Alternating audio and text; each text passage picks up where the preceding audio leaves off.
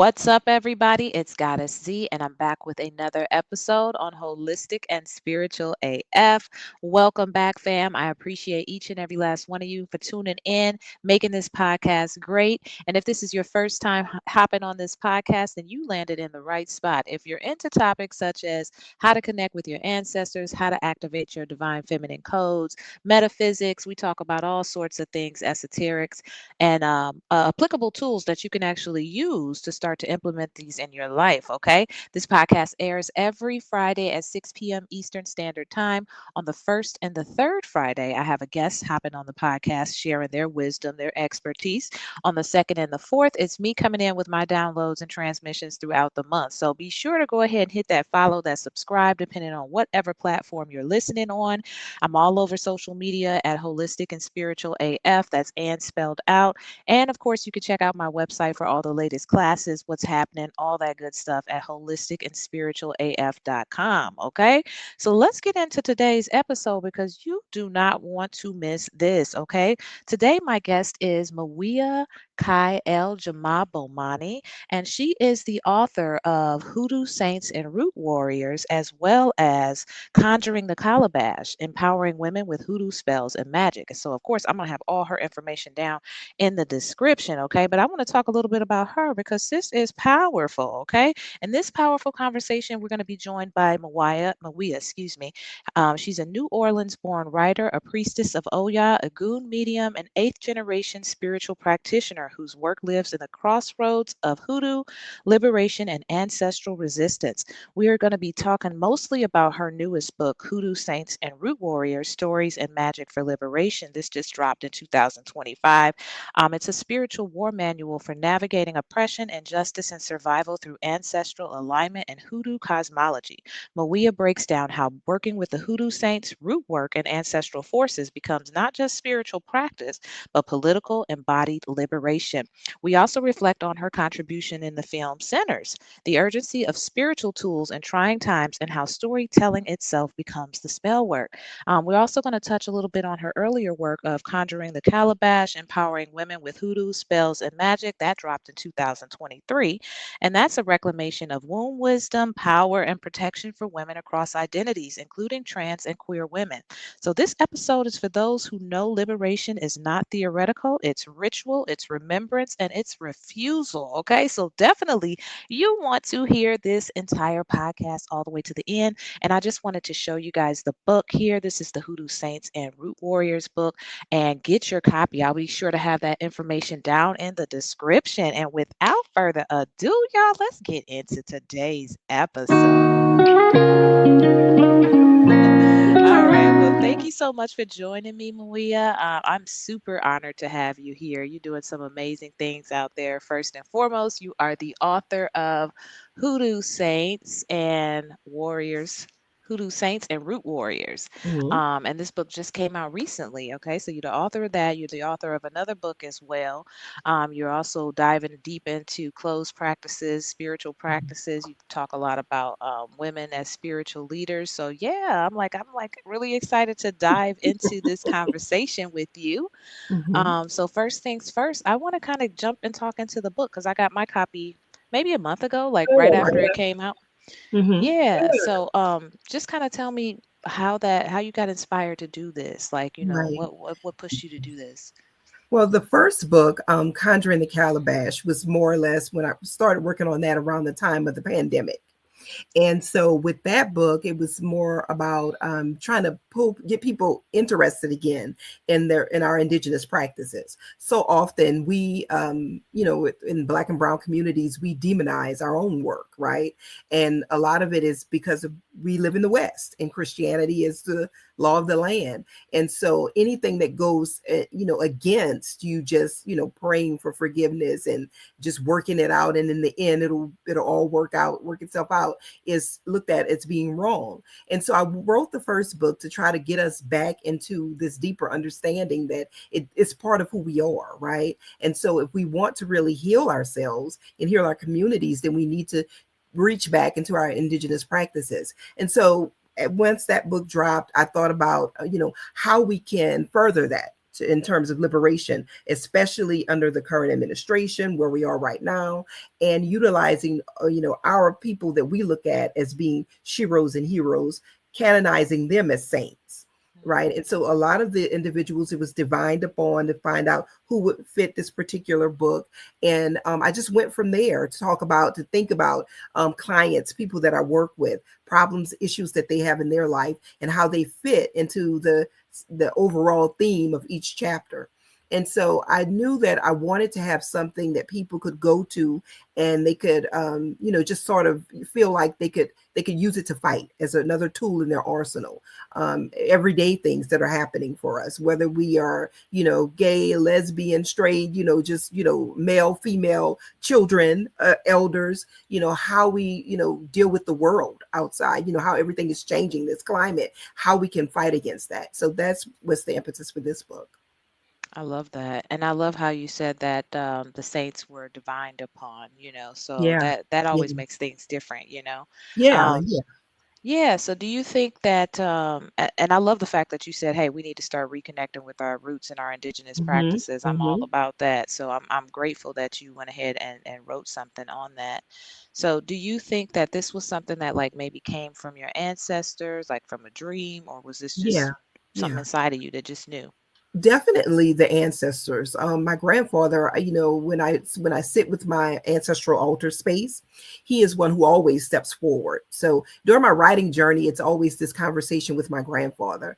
And I remember thinking before I wrote the first book that I really wanted to work on some children's stories, right?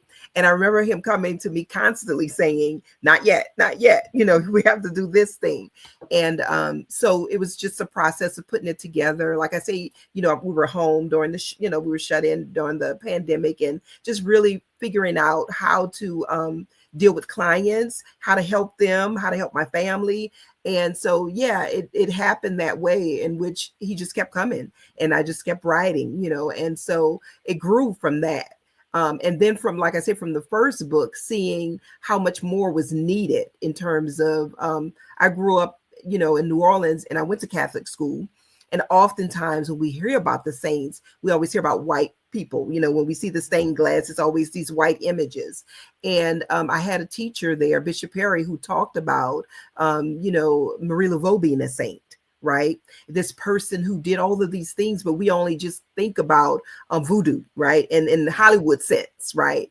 This scary idea of all of these things, zombies and stuff like that. But we had this woman who worked in prison ministry. I mean, preparing gumbo for these people, taking care of their families, making sure that enslaved people who were trying to get away were able to, reach freedom, and taking care of Native American communities. All of these things she did, but we don't always hear about. And so when he relegated her to being a saint, that always stuck with me, and so when I thought about the individuals that we might pour libation for, during Kwanzaa or a specific time, why can't we, call on them for their energy, their strength, when we need it, like during these times? Why just put them, on the shelf, so to speak, for an event or an activity we were doing? And so that was the reason for creating Root Warriors. We need to have this warrior energy with us, in our day to day.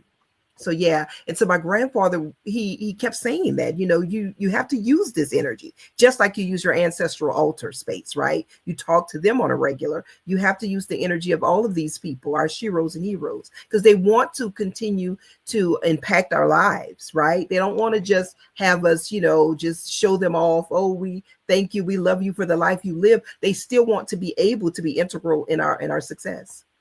I love that. And it's so true. And it sounds like you got a real solid connection with your ancestors. Is that something that has like you grew up with, or is that something that you came into later on? Yeah, I grew up with it. It was always just paying attention to spirit, right? At a very young age, my mother would say, you don't be afraid of spirit, because they'll come. There's messages for you, but if you act afraid, they won't ever show up again. And so it was just that understanding, having someone, walking me through the process of how to deal with spirit, how to deal with individuals when they cross over, to still have that communication, because there's still a lot of lessons to be learned from that energy.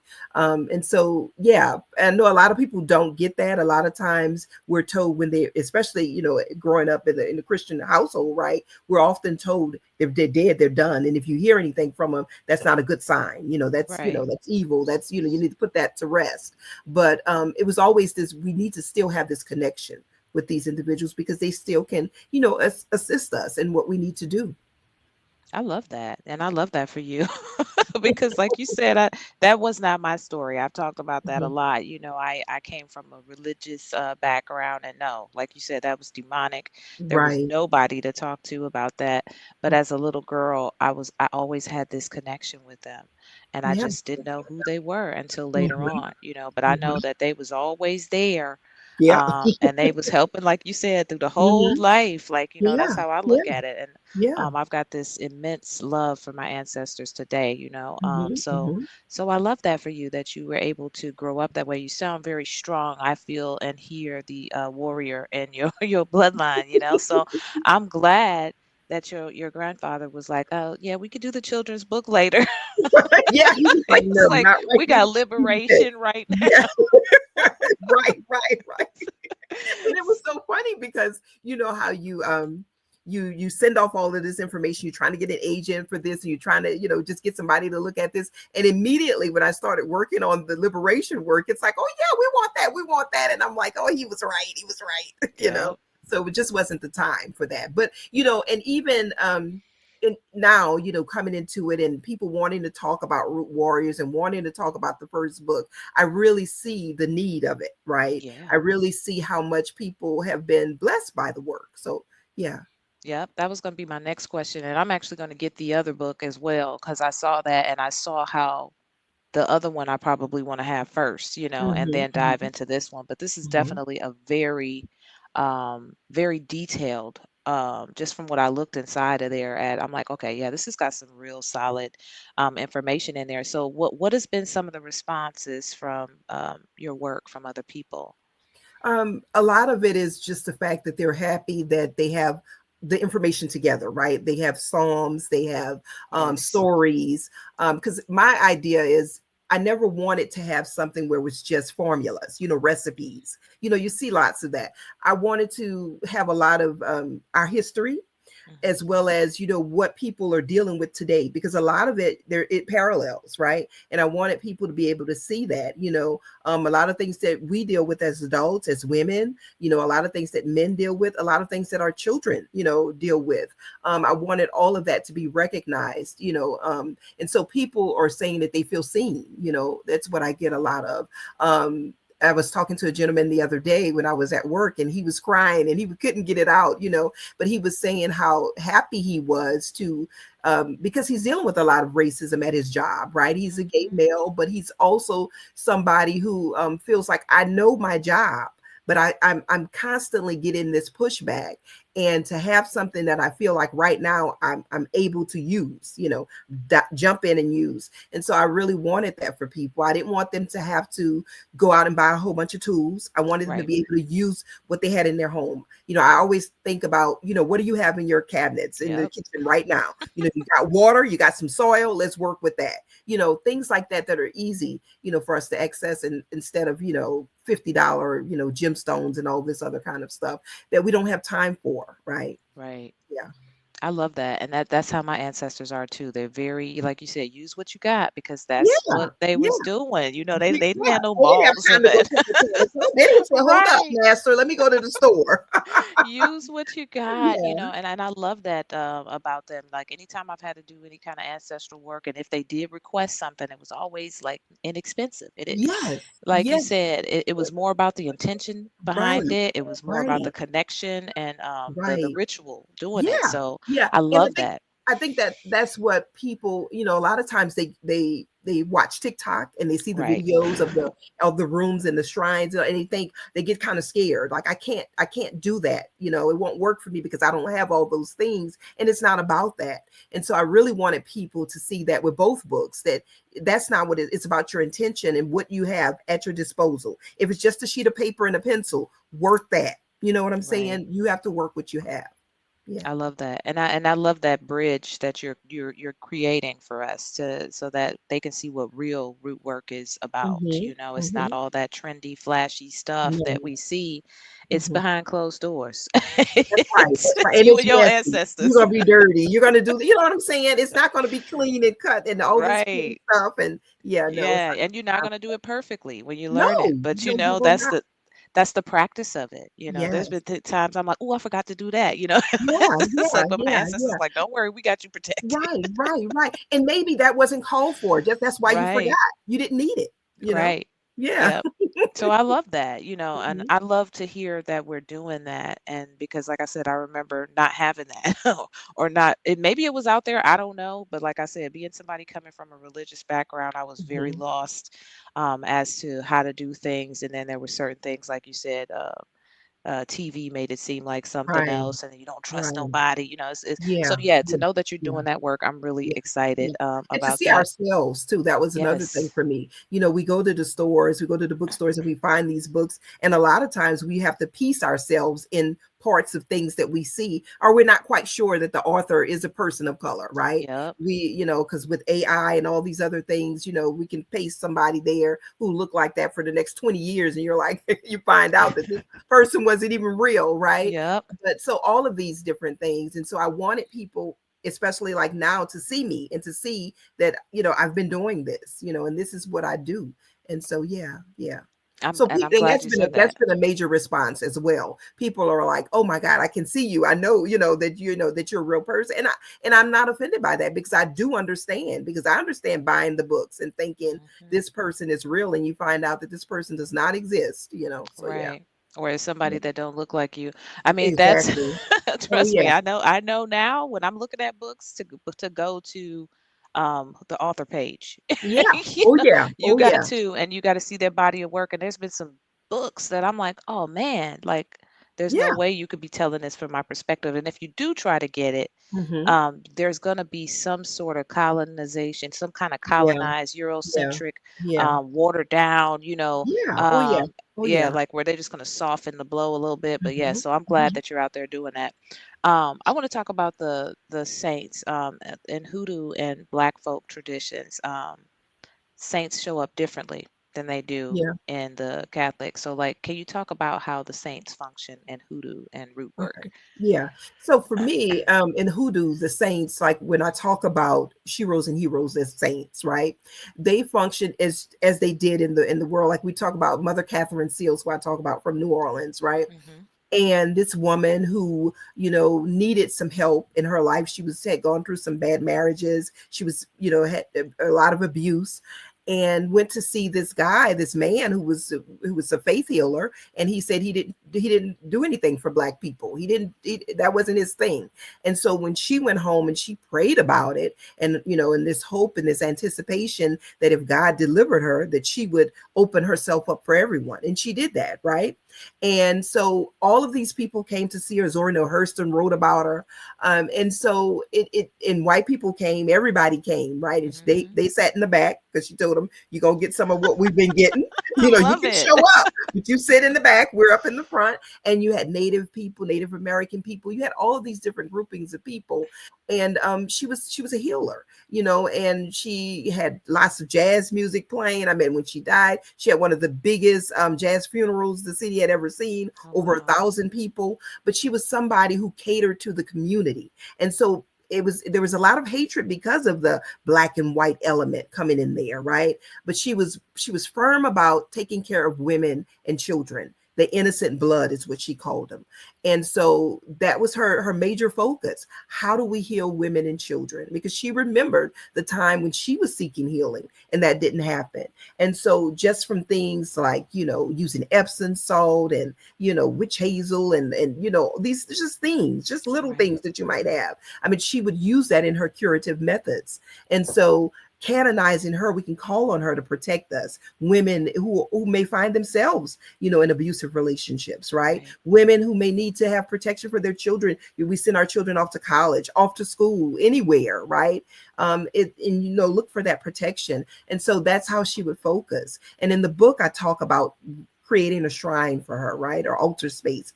And just, you can download a picture, an image of her, Mhm. right? Put it in a cheap frame. It doesn't have to be expensive. And then all the other elements you add to it. And you write, I like journaling, right? So I always encourage clients, write a letter to her, ask her, talk to her about what it is in terms of healing that you would need, right, in your life for yourself and for your family. And that opens that whole portal of, her Mhm. just being able to bless you in that way. So for me, and the way that I've worked with clients, that's how they function. Just like you would think about any other saint, right? We're canonizing them. We're putting this place for them, and we're letting them know that they're still needed and they're still loved, right? I love that, and I love the whole story behind that because that is relatable, Yeah, like you yeah, said, to everyday yeah. people, Uh-huh. and whereas some of these other saints, or even some of the different deities or from different traditions, like maybe voodoo or something like that, if you Hmm, don't know hmm. that, if that's not in your bloodline, you Right, may right. feel like I don't want to touch that. Yeah, But yeah, this is yeah, something that's accessible. And I yeah. like that. I really, really enjoy that. Yeah, Hmm, thank you hmm. for that. So Yeah, y'all get the book. I'm telling y'all, because it's yeah, yeah, it's a yeah. whole bunch of And stuff in there. I divined on, I wrote down a list of people that I thought about, right? Hmm. And so there was divination going into who wanted to go into this book, because I do workshops. And so the workshops, you might see some overlapping saints. A lot of times it's different people. So different people wanted to speak for this book, right? So that Okay. energy that came to this book was energy that was divined upon, that was needed for this time. And so, yeah, so it's not just, happenstance, just pulling names. It was Right. really, I sat down for months, and going over what was needed. What would you have required to put out there for a mass, for a public, right? Hmm. Consumption. And so, but when I teach the classes on, creating your own spaces for individuals that you might, have an affinity for, we talk about how to come about divining, how to go about, setting up the altar space, what you would use that person for, things like that. So we get really deep into it. But the book, if you get the book and you read the book, you start to feel comfortable with, how to fashion it and Right. everything. Yeah.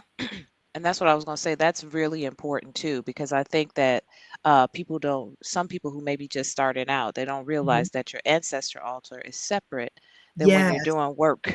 Yeah. And so once you start to kind of graduate over into this side and feel comfortable with the spirit realm and working with these different trusted saints, it's a different process and protocol. So that's very important work Yes. that Yes. you're Yes. doing. Hmm. Yes, I love that. And I love the fact, like you said, we didn't just pick some people. No, no. Because people ask, people do Yeah. ask. Yeah.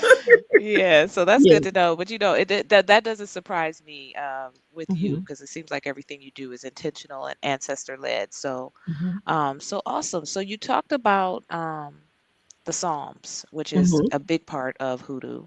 And I think that's something that's tangible for people who are deconstructing Christianity. Yeah. Yeah. So you said something about reverse engineering Psalms. Tell us Hmm. what that Hmm. means. Hmm. Okay. So my grandfather, he wasn't really a super religious guy, right? But he believed that, if when we think about how we came into our own knowledge of Christianity, being imposed upon us, and when the white people would sit in the back of the churches just to make sure you didn't say certain things, you didn't read certain parts. He said, we could take those words, right, that they gave us to keep us subjugated, to keep us, in Mhm. this mental enslavement, and we could turn it around and create a spell out of it. So when we say it, when we use it as part of our hoodoo work, as part of our work, like dealing with Mother Catherine, and we're reading and we're reciting, now it is not holding us back. It's freeing us. It's allowing us to use it. And Yes. it's like if you take a gun and you shoot it, right? You're now the gun is in my hand, right? And Mhm. so it's going out there into the world, and now it's a weapon, right, to be used against those who oppressed us, because that's not the way they intended it to be used, right? Right. They intended it to keep us subjugated and keep us with this, mental enslavement. And now we're telling the words that you're going to serve a different purpose. And so that's when we use it in our work. And so that is that reverse engineering. Interesting. I Mm-hmm. never thought about it that way as Mm-hmm. far as like Mm-hmm. you're telling the words now. Yeah. Okay. Yeah. I Yeah. know I Yeah. know that I would pick certain scriptures that Yeah. kind of told the story already, but I never even thought about actually telling the words. I love that. And of course Mm-hmm. that's why they didn't want us to be able to read or be able to Exactly. comprehend. It's Exactly. like if you can Exactly. memorize something, but if you don't have no Right. comprehension, you don't even know what you're saying, You you don't know? even know what you're saying. That's right. And Yeah. that's why they took certain parts out, and that's why they decided that, there was going to be a nigger Bible, for Hmm. you. And then they would have, and that's why they had to constantly be there, right? To make sure that there was never anything else that would have you even think about freedom. Right. As long as you're constantly rehashing this idea that I need to be enslaved, that I should be enslaved, that these people are freeing me, that they're giving me humanity, and you don't know that you already have humanity, then there's no dissension. You're just following along, and then you're going to teach your children to follow along, and Right. so on forth.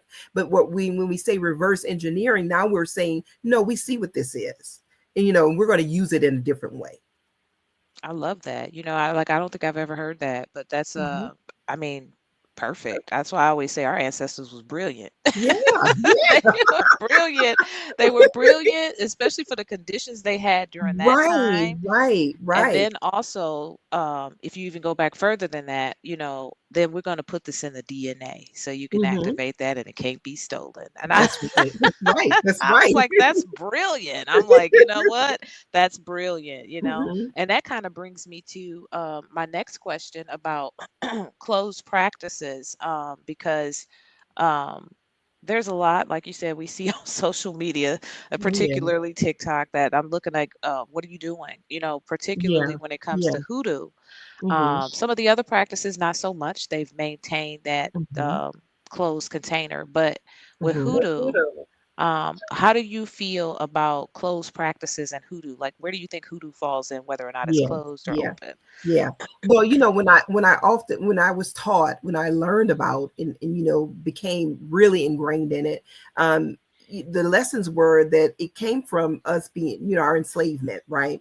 And so our interaction with the native people who were already here, those indigenous people, the herbs that were here, because naturally we were not in our homeland, so we had to use what was here. And so if it's born out of that necessity, nobody's there to take care of an enslaved woman if she's pregnant. There's no doctor for you. There's no doctor for your mental trauma. And Right. so Hoodoo had to handle all of those things. So that's why we say it's closed. For those people who, when white people come and they say, well, why can't I? And I said, because you always want to colonize everything. That's the reason why you're asking about the why. You know what Right. I'm saying? You just want to own something.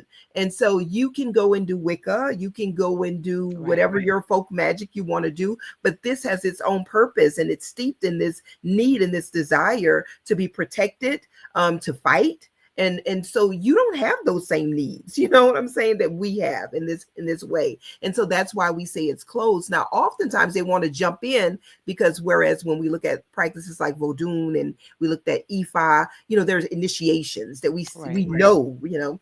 And there's some people that say, well, in Hoodoo, you are kind of initiated because you're being taught by someone, right? But it's not as formal, as we think about the others, right? And so it's harder for them to say, I'm a Voodoo practitioner on my own. I did this. But whereas they feel like they can do that with Hoodoo, because they want to just look at it as just being folksy, and I can just do anything and say that, my grandmother knew this Black woman who taught her, or just I can do it because I can, you know. But we say it's closed off because of how it was born out of this need for freedom and Right. protection. And if you don't know those things, then you can't be a part of this, right? Right. So, Okay, so I agree that it should be closed. mhm, That's me personally. That's what I get from my ancestors for all the reasons that you just said, and the mhm, fact that everything that they take gets culturally appropriated. The original creators get completely Right. pulled out of it, the purpose, the everything about it. Mhm. Now, me personally, I haven't seen any white people running around claiming hoodoo, but I guess you're in New Orleans, so Well, so you've and seen when it. I go to conferences, I see it. I see that they're writing about it. Yeah. Yeah, Oh, they're there. They are there. oh, yeah. Yeah, yeah. So And I I hadn't just go, seen it. "What?" Yeah. And, there are some people who wanna feel like, "Well, let's just open it up to them." No, but it's not meant to be. Yeah. Right. And I agree. And thank you for that. That's what I wanted Mhm, to hear. And I say that mhm, all the time. Hoodoo is a closed practice. If you mhm. see me saying anything on social media, it's generic and can Right. be applied across several different practices, Mhm. but it's not the real hoodoo. Those are closed containers, Yeah, and yeah, even me, the work that I do, working with specifically Black women, when I have my classes and stuff, I ask people to respect the container. So if I put it out publicly on Eventbrite or something like that, then I have people, they got to put their camera on. I need to know who you are because I've had people try to slip in. yeah. They will Oh, try to yeah, slip in, yeah, and they just want to see what we doing. Like, yeah, yeah, yeah. I know it's and that's the truth. Yeah. They wanna see what you're doing, what you're saying. right, I've had workshops and it's like, I don't understand. And the workshops are catered towards, how to utilize the information to be more of an anti-racist, right? right, And so when you show up and you know that they're going to show up ready to be victimized, you know what I'm right. saying? Then you know exactly where you're going because there's not going to be any hugs and kisses and oh, it's going to be all right for you. No, you need to cry about it because we've been Hmm. crying about it forever. You know what I'm That's saying? right. So if you find the difficulty in understanding that other people have humanity, that's something that you're going to have to sit with on your own time. Yeah. Absolutely. And Yeah. this is our healing process, finally. Yes, yes, yes, I'm yes. like, now we're There getting is to a no place. room to be, patting your shoulder and all this. We don't have time for that. Yeah. Yep. I love that. So you said that you actually have workshops and things like that. Tell us how you actually help people with the work that you do outside of the book and authorship. Yeah. So I do a lot of past life readings. And so we talk a lot about the problems that they've had stem from way back when, and how that specific past life resonates with what problems they're having like today and right now. And then we tie that into how they can work with the saint, a particular saint, to help come to some healing, 'cause for them for this life, and hopefully that won't show up again in another lifetime. So that's the kind of work that I've been doing as of recently. And so in males and females, I've been working with, oftentimes when people hear about past life, they want to know, was I king or a queen, kind of thing like that, was I famous? And so Right. I often tell people when I do the readings, a lot of things show up, but what we're looking for is what resonates with whatever impasse you're at right now. And so that is the life that usually takes center stage, the one that shows that you've probably been going through this same thing, over and over again at some point, but this was the most highlighted. And so how can we use that information to, develop some change in your life and to get you on a different path? And so we do that. And then, like I say, we decide on, what saint they would need to work with, how they would develop that space. And, they have a lot of freedom to do that. What do they think they need? How does this person sit with them? And so that might be a couple of weeks. We might just on them just thinking about, what they would want to bring to the table. And then, I walk them through setting it up. And then they usually do that. And about a month when they feel comfortable, they continue to work with it. And then I check in on them and see how it's going. I like that.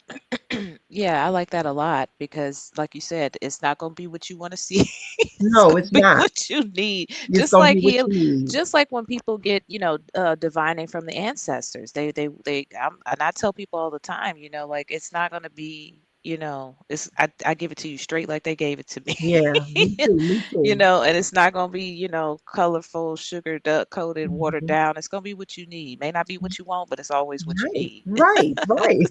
This is that. See, people still have to get that fictitious Hollywood Yes, movie stuff out their head. We got to get that mhm, out too. Coming on here, right. it's like that's not what this No, is. I tell them we can't all be kings and queens. We can't all be. It's That's okay right. though. It's okay. Right. But speaking of movies, so Mhm. recently I heard you on another podcast and you were talking about your involvement with the movie Sinners, which I love that Mhm. movie, by the way. So Mhm. tell us about that, like how that came Yeah. about for you. Yeah, well, a friend of mine, Yvonne Shiro, she called me. I was at work, I was at school, and she was asking me about, they were looking for somebody to help out with like marketing, figuring out how they wanted to market to the journalists, right? As the movie was about to premiere. And my mom was ill during that time, but we did have these conversations.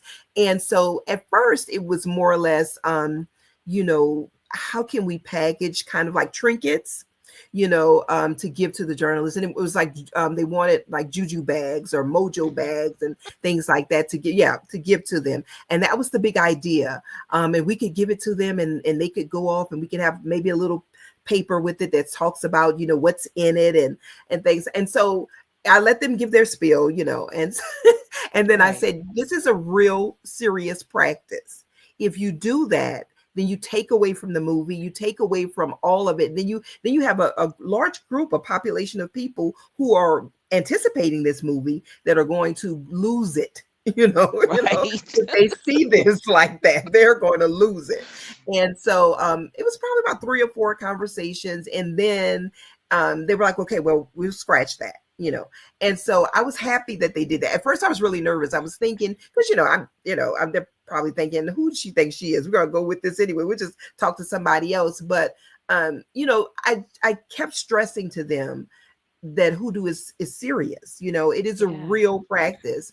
And I remember I sent an e-copy of the first book, and I wanted them to really get a feel, for how it resonates in the world. And I think that it really got across. I think that they really started to see that there could be other ways of dealing with, of showcasing. Because I even said something like, well, you could do, since you have a vampire, right? You could have something with deal with vampires, right? I don't think the vampire community will be upset, but just Right. don't do that with hoodoo. And so yeah, that went across well. And when I talked to them again, they were happy, with how everything went. But it was important to me, whether they wanted to continue talking to me or not, but to have that say. You know, you don't want to do that. You don't commodify it. It's a serious practice, and you have serious practitioners waiting for this movie to drop, and they want to be able to see themselves in a good light. Not something that's negative, in a positive light.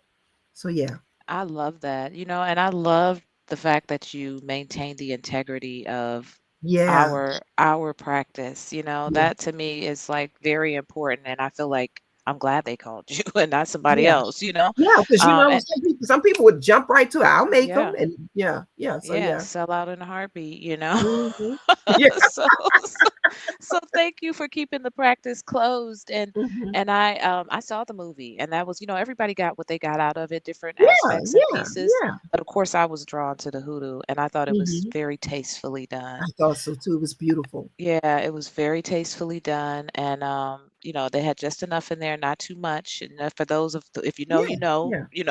If you know, you like know. That's right. That's right. and so That's I right. thank you for that. I feel like that was another one of those moments where you got to show up as a warrior, spirit and Yeah. be like, whoa, wait a minute, Mhm. like, let's protect our Mhm. sacred Mhm. practice. Mhm. So awesome, Yeah, and and Yvonne Sherrill was wonderful with that. She did that part as far as the movie, making hmm sure that they had it right. So yeah, that was wonderful. And you want to have people who really respect the culture, right, doing it, as opposed to somebody, like you say, who's ready to sell out. So yeah. right, absolutely. So yeah, thank you for that. So now I want to move into women as spiritual leaders because Mhm. yes, let's talk about it. Like, what does that mean for you? Like, what do you mean when you say that? Well, I know when I was first initiated to E5, that was a big deal, right? And so when we're in the house, the Elay that I was initiated, and the women did a lot. They were speaking up. The women were initiators, right? There were men there, and the Babas were there, but the women had a say, right? And so there was always this communion of women who were saying, yeah, you got everything that you need. We can do this. You're born from a woman. So why can't women have the power to be these voices, these spiritual leaders?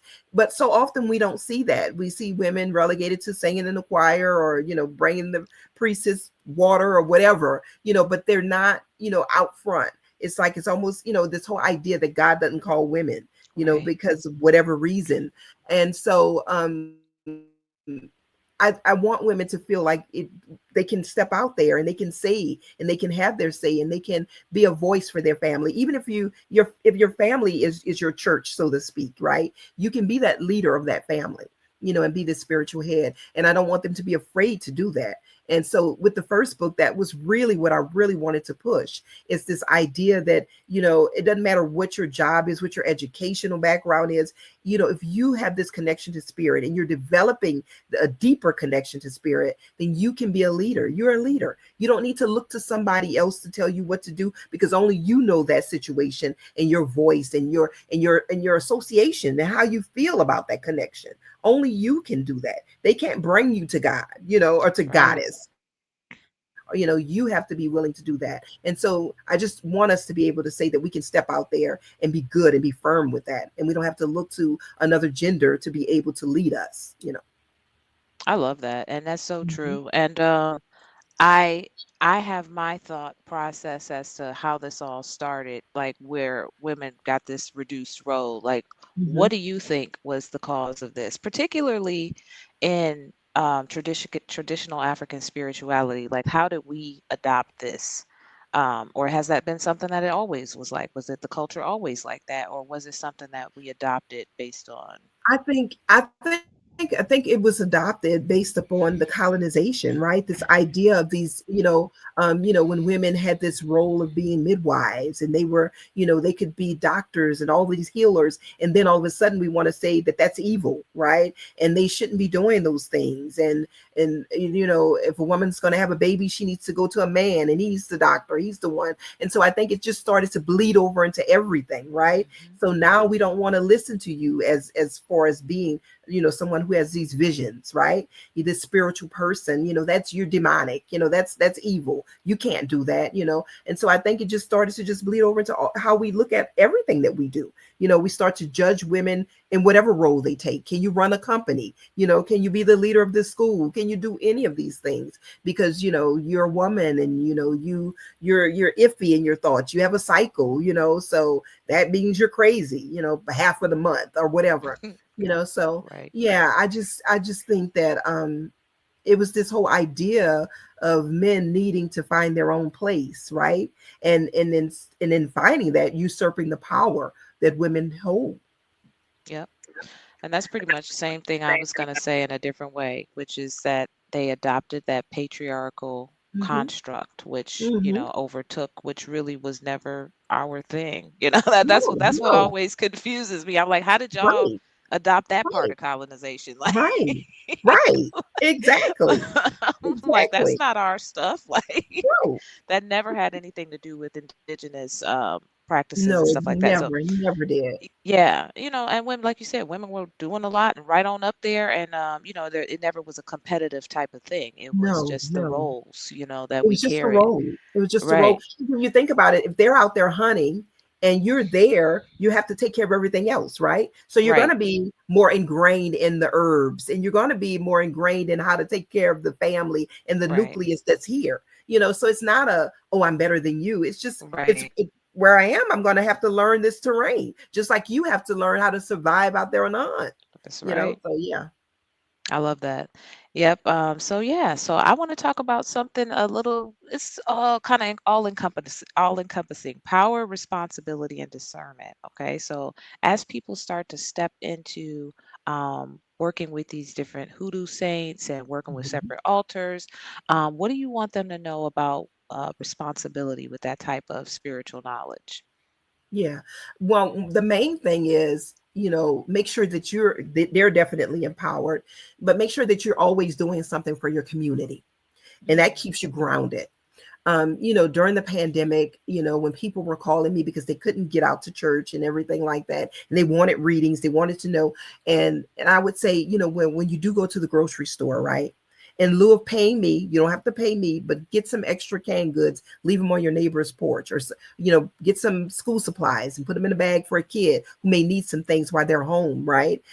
Things like that. Just being able to reach out to the community. And for a lot of people, these were things that they weren't hearing. They were like, oh, what? Right. You don't want to get paid because my preacher want money, and how can we connect with our community? So the more that they start to use the saints and work with the saints, and don't forget that it's not just about your own empowerment, how I can be better or the best at what I'm doing, but how I can bring my whole community along. And so if they start to just constantly remember that, remember that in their thoughts, when I'm doing something for me, I need to also be doing something for the community. And so that's what I would tell people to do. It's Wow. easy to work and to think it's just me and I want to have, but that's that colonizer Yep. mentality again, you know. So we have to always think about how we're going to help each other, right? How am I going to pull you along? If I know how to do this and it's working for me, then I want to share with you, and I'm going to encourage you to share with the next person.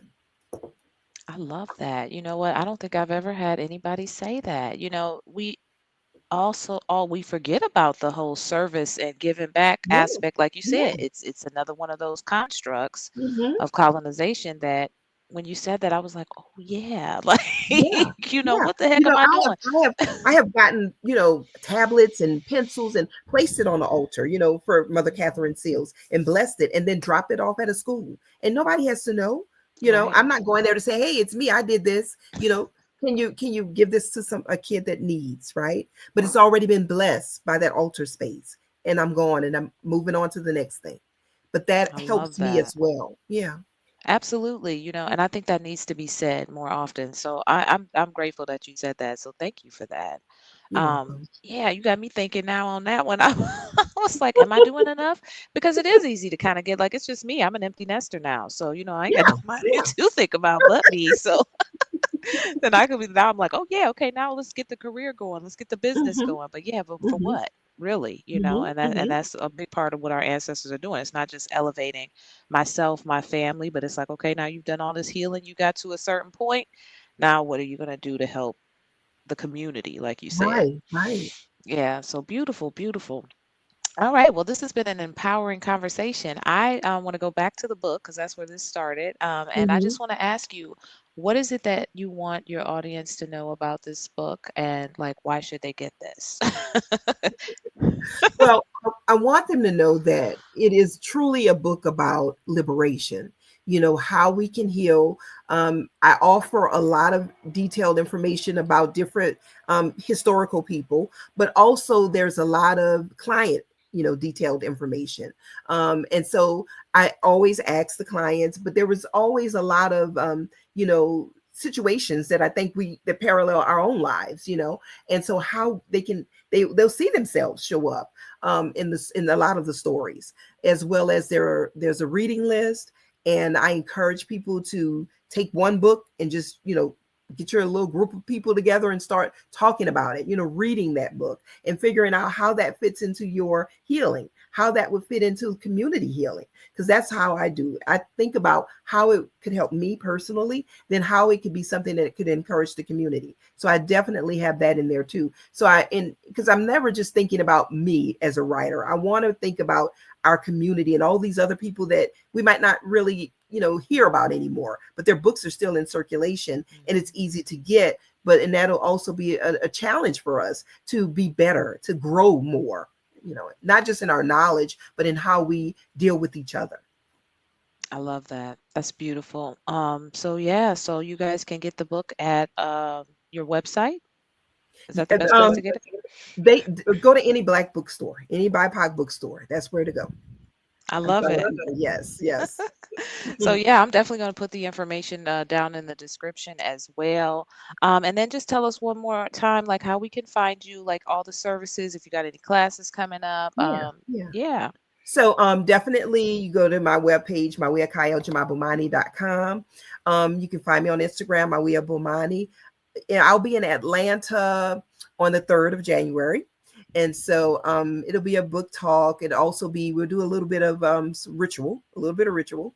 And so that'll be fun. But you have to sign up early for that, so you can make sure that they have all the tools. Because if you sign up, they'll have the tools for you that you'll need to use for the rituals. And then I'll be in Baltimore in February. I want to say the 19th through the 23rd for the Between the Worlds conference. So yeah, that's what's coming up. Awesome. Mhm. Awesome. Well, thank you so much for agreeing to join me. I'm glad I got the book. I got some homework to do. I'm going to be studying into this. I got time off next week. I'm excited. Oh, I'm excited. So, Thank you yeah, so but much for this space, and thank you for having me. I watch absolutely. all of your all everything, all of your YouTube, and I love it. I just love your energy, you know. Oh, thank you. I appreciate that. And I'm definitely following you around too. So, because I'm learning from you. So, thank you Mhm, so much. All mhm. right, y'all. Y'all know what to do. Look down in the description. I'm going to have all the contact information for Mawiyah. And yeah, that is it. Until the next episode.